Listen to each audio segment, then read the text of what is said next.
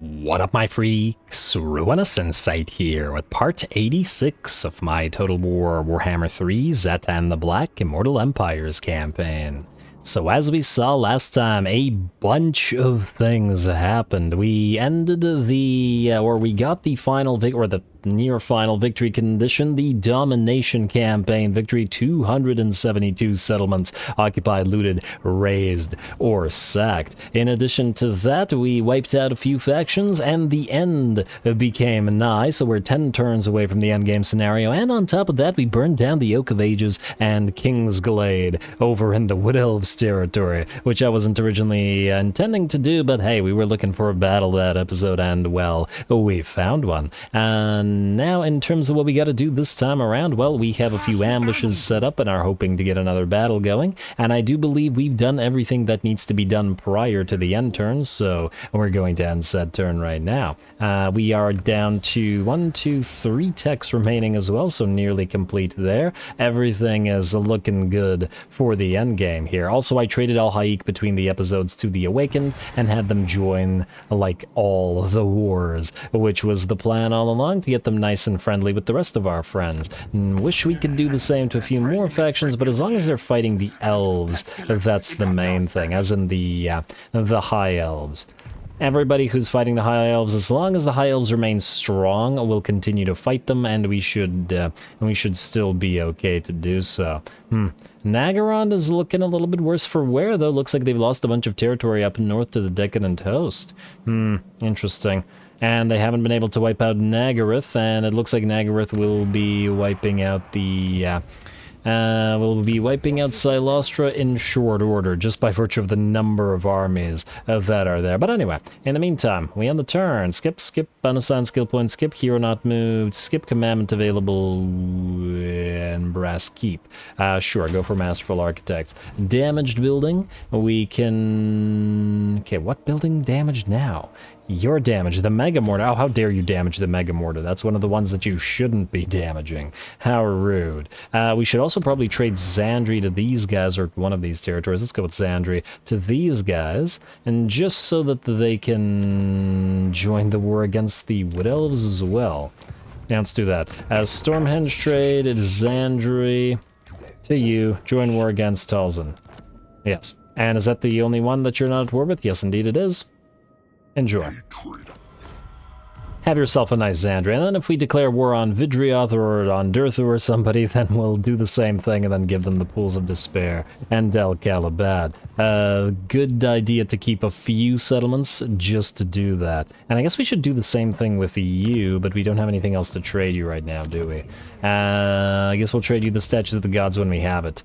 Alright, another commandment available. Atalan Mountains. Oh, just temporarily. Yeah, sure. It doesn't really matter, because we're going to be trading these all the way to the Awakened. Commandment available? Okay, all the commandments are available. Oh, in the King's Glade, we probably won't keep it, so might as well do the same thing here. Yeah, none of this matters. Alright, end turn now. And one of the tech thieves is moving. Oh, I shouldn't have moved you that way. Should send you out to sea to act as a scout. Just to see where the elves are coming from. And yeah, I should just stop moving the tech thieves altogether. They're no longer necessary. At the very least, they don't have to steal tech anymore. But I should really just move them to their final resting places, as they serve no other purpose. I guess I could make a few more Centaur Tauruks to act as assassins, but honestly, it's just more admin. It's unnecessary. And are you done now? Yes, indeed, you're done. Down to 55 factions yet again. Looks like these guys should be able to take Nord now. Look at the plagues just being spread between everybody here. It's kind of funny. Please tell me that out of all of these armies, one of you will be able to take Norden. Don't be ridiculous. Take it. One of you better take it.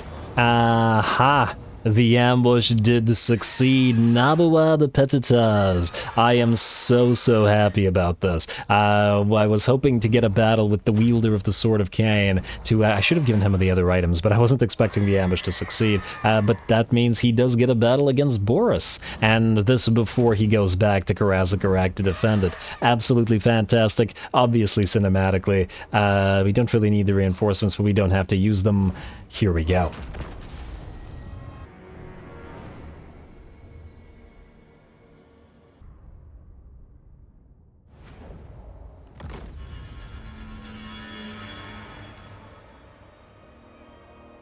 Alrighty, here we go. No speech because this is an ambush, but it should be a pretty interesting / a different fight. We've never, I believe, used Infernal Ironsworn in an ambush like this where they get to throw their blasting charges to start the battle off, but it's a pretty disgusting combination. Look at those poor halberdiers and greatswords and whatnot. Burn. We also have the Sword of Cain active, so we have the Vortex going through the enemy together with all of these blasting charges. I'm not sure that this particular army is going to survive very long past the opening salvos. We can also drop spells, or additional spells I should say, and the bound army abilities as well, and there's a flame storm. I'm just keeping it on slow motion just to see the opening salvos, and because these little ambush battles are often just very quick. Let's see the damage so far. 14 seconds into the battle, good half of the army is at about half HP. The front of the column is still relatively okay, though, so at least we'll get to fight those. We also have been dropping Dreadquake mortar charges from our Skullcracker Dreadquakes, and it looks like some of the Reiksguard are going to charge those Infernal Ironsworn, and good luck to them. Flames of Ashgore coming in as well, and yeah, these guys are screwed. And we also get to watch our mammoths with Chaos Shrines. I feel like they belong very nicely in these armies, generally speaking. Plus, they look really nice. But we don't have a moving, I don't know, Shrine of Hashut equivalent, like I don't know, like a big old train with a Shrine of Hashut on top of it. Could certainly be something that that would fit in with the army as well. Anyway, there we go. Nabua the Petitas with that Sword of Cain, 1.3k weapon strength. Will be facing off against Boris Todbringer, though I don't think Boris stands too much of a chance here, considering the disparity in how hard the two hit. And what is this? The enemy Grey Wizard just booking it on out of there. They're leaving Boris and the rest of the air. I love how it's one unit. Just the wizard, just like, nope, no, never mind. I don't get paid enough for this. Well, it looks like the enemy army is pretty much done for. The Reiksguard have no chance of getting through the Infernal Ironsworn charges. They might. Those two mammoths just towering over the enemy infantry as well. I don't know whether Boris remains alive. Oh, he does remain alive. Still has a good third of his HP left, though between the mammoth and Nabua, he is not going to be surviving all that much longer. And down he goes. Alrighty. Not to worry, it's just the first battle for Nabua. He'll get plenty more, even if this is a super easy one. But hey, at least we get to see it. And the Infernal Ironsworn had a lot of fun here. I'm not sure what forced them all to go flying like that, but oh well. And I believe with that, the enemy army will shatter. Easy enough, and we're just going to drop a few more spells on the enemy. Oh, no, wait, they still have a unit fighting. Oh, and it's the Karlberg Greatswords. I didn't realize that they were still alive here. I guess, well, they're unbreakable, which is why they're still fighting. But they won't be fighting for long either. There we go. Run through the rest of them. Probably could have left Nabua to deal with the rest of that, though. There are our blood shrines as well. 44 kills, not bad. Damage isn't crazy, but 44 kills is certainly respectable. But the purpose of the blood shrines and the mammoths is just to buff up all of our Infernal Ironsworn. This is a melee army by and large, and we wanted to be able to clash in melee with enemies. And this is definitely the most Infernal Ironsworn that we have. It would be cool if the raindrops would just, like, you know, fizzle away when they hit the Iron Sworn's helmets.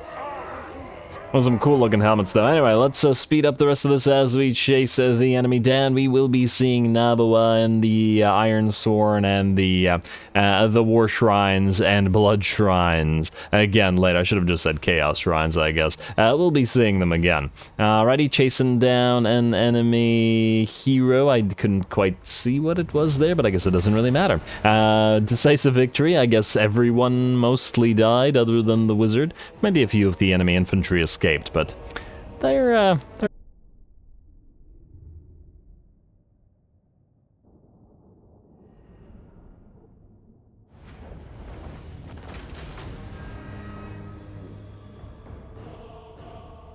Well, that was horrifyingly effective.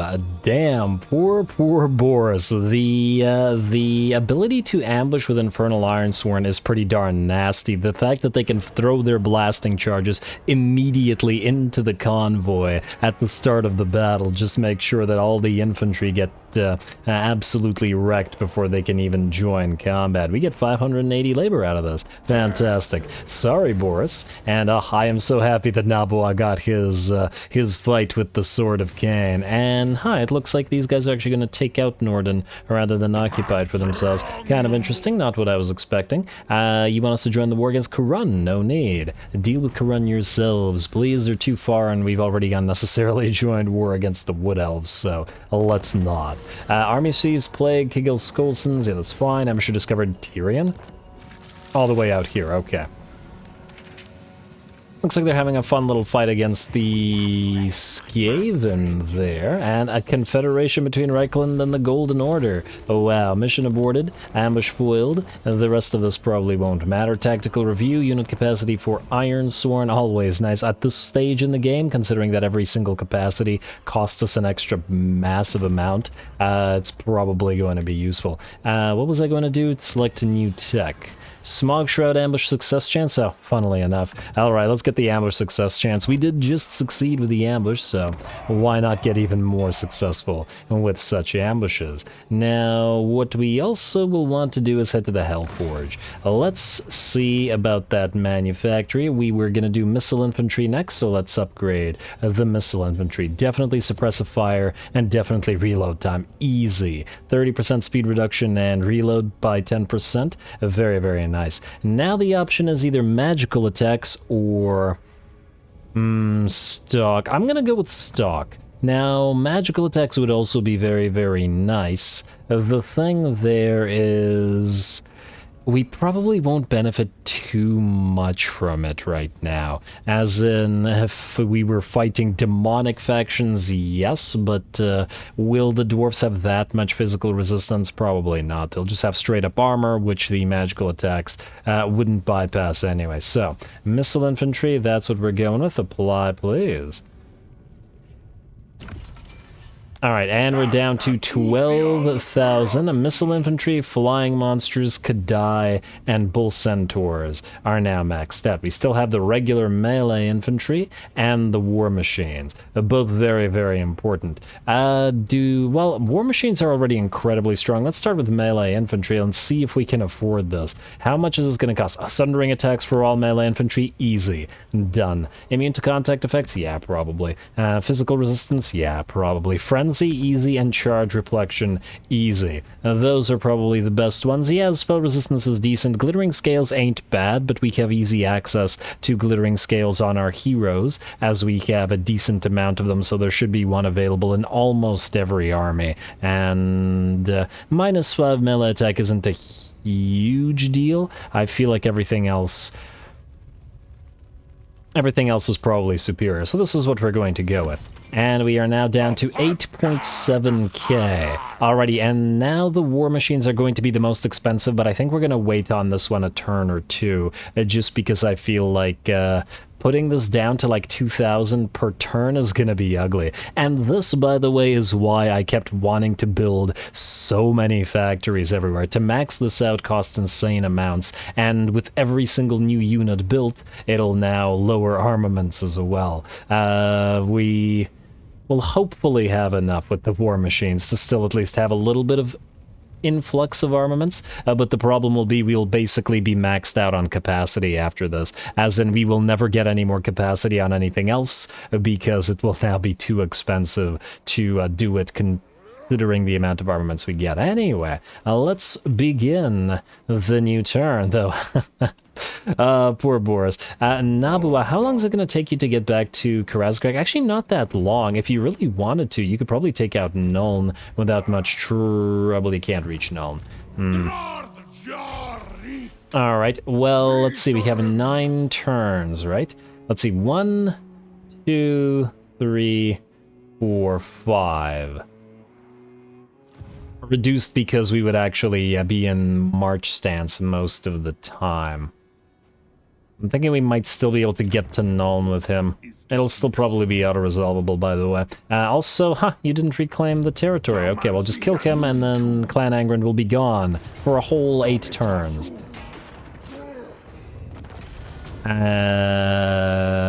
2 labor. Alright. Completely necessary, I assure you. And we are good. Let's take Grimhold just temporarily, and then we'll send Tordrek to Carrick-Herne, where he will be defending it. Colonizes, factory outpost, doesn't really matter. They'll be traded away, and we're not upgrading them. Now, what do we have going on out here? Now, the Mad Hatter, he needs to return to Barrack Var to fight the Barrack Var dwarfs that spawn there, so that's definitely going to take some effort. I see that these guys, they're probably going to take Nuja from the poor rats. The rats are having a little bit of a toughie in dealing with those guys. We definitely need to help these guys out as well. But Zhatan can't do it. He busy. He real busy. Speaking of Zhatan, ooh. You might be able to hit King... Oh, wow, we could draw out all of these guys. Oh, this is going to be a huge fight. Okay, I guess this is going to be the entire episode. And just these 2 fights, basically. Because we can attack him, and then we might not be able to reach the Wizard Caliph's palace, but I guess it won't matter all that much. Oh, there's a little island here. Grab this little island while you're here, then. Free Mysterious Island is Free Mysterious Island. I doubt that we'll get a Materials at Sea, but, you know, it's something. These guys have not taken the Sorcerer's Islands either, right? Just wondering if there's another battle so we can save the big battle for next episode, but I somehow doubt it. I think the rest of this is auto-resolvable. That's going to be a big fight. We can't reach Orion, yet we could declare war on the on Vidrioth and have a huge fight with the Draj against them for next turn, and just to burn them out of the place. There's certainly potential for that. Durthu's really disliking our war with Talzin now. Hardly surprising. We could also just declare war on Durthu. Do we have any alliances with Durthu? No. If we really wanted to, we could just kill him off as well. Just kill all the Wood Elves. Probably pretty easily. He looks like he may have lost a bunch of territory as well. And then we could give all of these territories to maybe the rats? They would certainly love it if we did. I'll have to think about that. We just have to make sure that Draj can return to Xerxil, although with Orion here, Xerxil is in danger. That said, the Mad Hatter should be able to deal with Orion.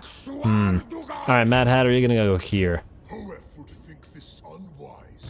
He may not be able to deal with Alistar, but he can deal with Orion. Speaking of Alistar, where the heck did he go? Oh. I wonder if he's ambushing. Unless he died trying something. Could he have died attacking the Pirates of Sartosa? I'm not entirely sure. I have no idea what happened there.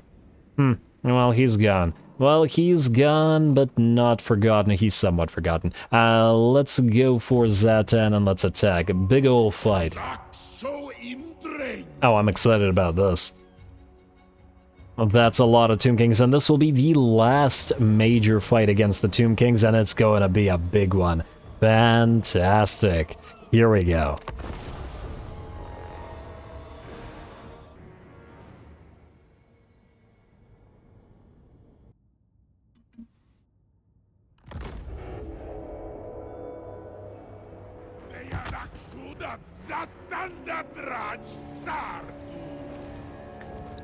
Exactly, Zhatan, exactly. Alrighty, here we go. We've got a lot of Tomb Kings for Zhatan to fight, and a decent amount of Tomb Kings as in actual kings, not the faction for Zhatan to duel. The enemy, of course, and the relatively slow skeletons, relatively slow, I should say, fire, not so fire resistant or fire weak skeletons are gonna have a tough time against our artillery pieces, but hey, it's all about getting Zhatan the time of his life as he fights the enemy lords, which we should be able to do here in abundance, and especially once Cetra is on the field as well.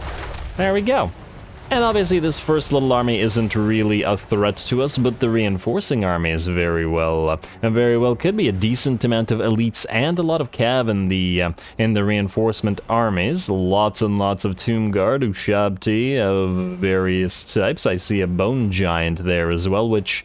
Have we seen a single Bone Giant in this campaign so far? I guess the Tomb Kings got destroyed kind of early, which means that we haven't really encountered them as much. And ooh, the Sphinx of Usek comes to try to help the Tomb King out a little bit late, but it is a very scary unit, and also a very cool looking unit. A lot of carved out of marble, as it does all that marble and gold. Looks like one of those little statues that, I don't know, can be like displayed on a plinth. Alrighty, how's that Kemrian War Sphinx? Still has a little bit of HP left, and now these two working on Zhatan together have forced him to pop that Armor of Gazrak. We're actually going to go ahead and summon our Blood and Fireborn just to get in the way of the Sphinx of Usek a little bit for a few seconds while we chase down that enemy lord and kill him off for good. There we go, nice hit, Zhatan. How's the rest of the army doing? Well, one of their small units of skeleton horsemen have somehow made it to our front line. They're probably not going to do any damage, mind you, but still have to give credit where it's due for actually getting here. Actually got to be careful about hurting our own units with our blunderbusses and our various terrain weapons. And speaking of terrain weapons, the Dreadquake mortars continue dropping upon the enemy, and here we go. We've got those cav coming in. 4 units of Necropolis Knights charging forward, some Skeleton Archer chariots to back them up, and they will also have the Ushabti with Great Bow and Bone Giant helping them out as well. Speaking of the Bone Giant, it's gonna start firing away at somebody. Very cool looking unit too.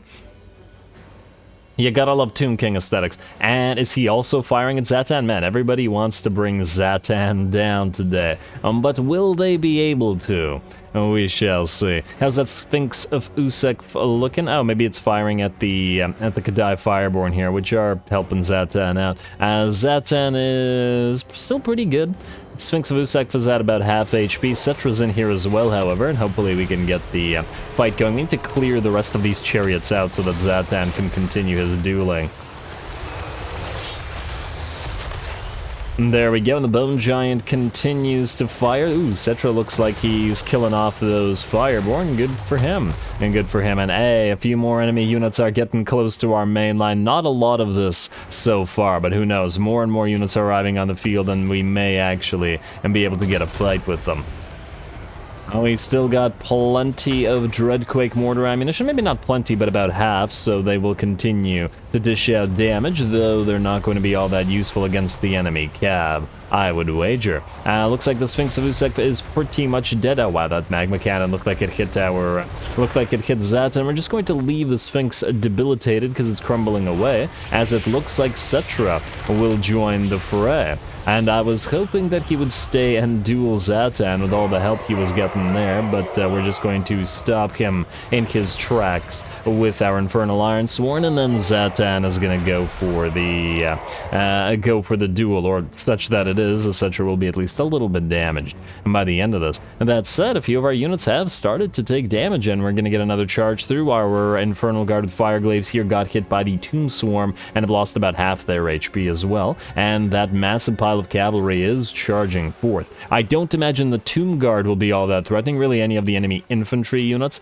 will just get obliterated by our fire, both the spells and the ordnance. But the Ushabti with Great Bow, the Bone Giant, anything that is long range will definitely be a threat. Anyway, back to the Necropolis Knights as they charge on through. Let's hope the blunderbusses don't kill off too many of our own units of Infernal Ironsworn, though the Fireglaive should be able to shoot the...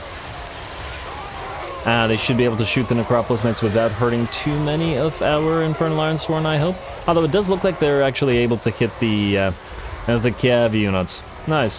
Yeah, look at that. They're dying on our Infernal Ironsworn. Not so much. Great. Speaking of dying, looks like Cetra is below half HP now, weak binding and drained, and Zhatan confident, fresh, and more or less fine. Should be able to take him out as well.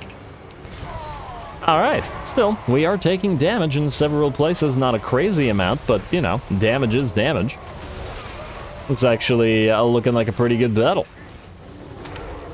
And it's appropriate.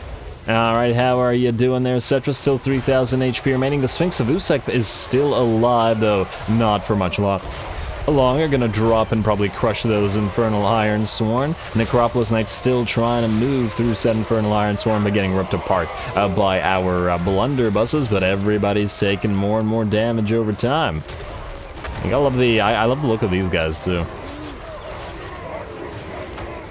Alrighty, how are we doing now? The balance of power is at about 70% in our favor. Cetra has fallen to Zhatan, who has basically knocked out 2 lords and more or less the Sphinx of Usek as well. Let's face it, while the Sphinx did survive to charge our line, at the same time, said Sphinx was very badly hurt and didn't survive on the line very long. More units are approaching, but our bombardment continues right in the middle of the Tomb Guard. We can see the shots from the Bone Giant as well as the Ushabti with Great Bow coming into our blunderbusses and Fireglaves here, and ooh, certainly taking damage there.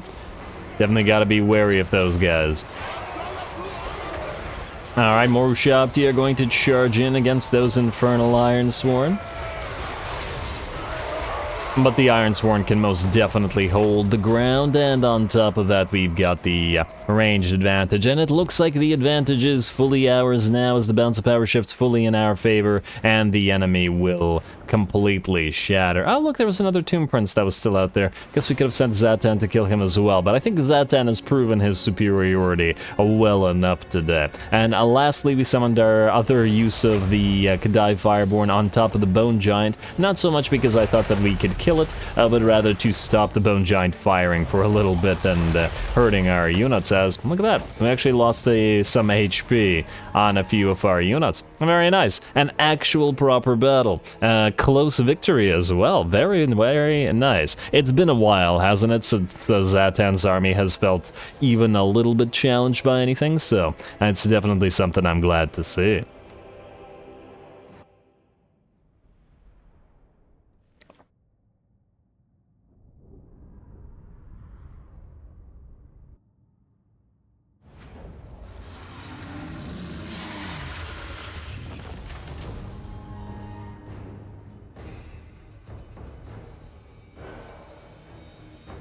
Ooh, very, very nice. Wasn't that glorious? Finally, what felt like a battle that was worth fighting for Zhatan.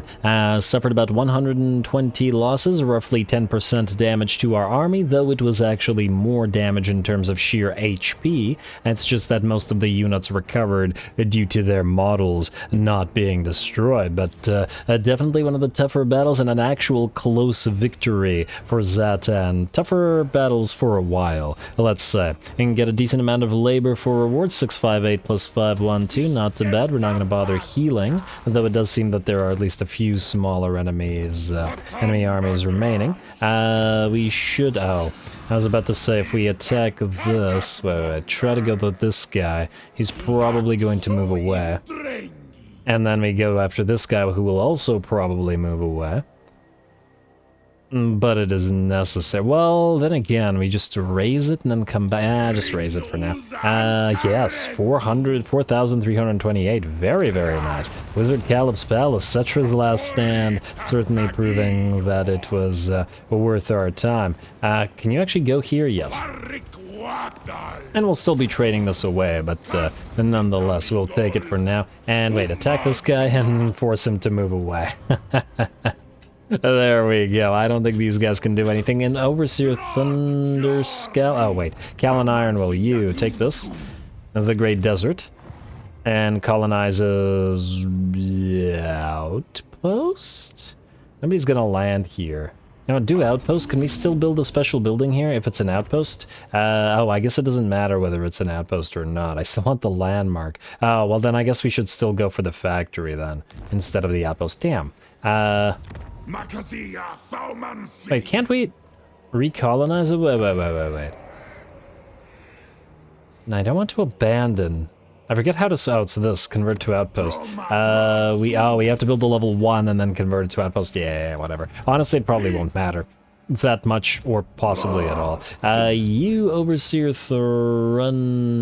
Thunderskull, or rather, Thunderscal, not Skull. Skull would have been better. Go here. And go into encamp stance if you can, which you can, and then recruit yourself a nice hobgob to replace the one that you lost. Fantastic. Anyway, with that lovely battle, we are out of time, and I'm going to call the episode here. Khemri is done. Sorcerer's Islands are the only place that remains, and they will be destroyed by Luther Harkin probably this turn. We're not going to bother keeping any of these territories just because we don't need any more admin. Now, I do have to wonder whether the filthy Greybeards prospectors will respawn. I'm just going to assume that they don't, because I feel like in another campaign where I had the Dwarf and Endgame scenario, I think it was the Skaven campaign, the Greybeards prospectors did not respawn, though I have to wonder whether it's random, and then maybe they'll respawn and maybe they won't. I guess we'll have to find out. Anyway, stay tuned for more Zhatan. 9 turns remaining until the end game. All glory to the algorithm, and thanks for watching.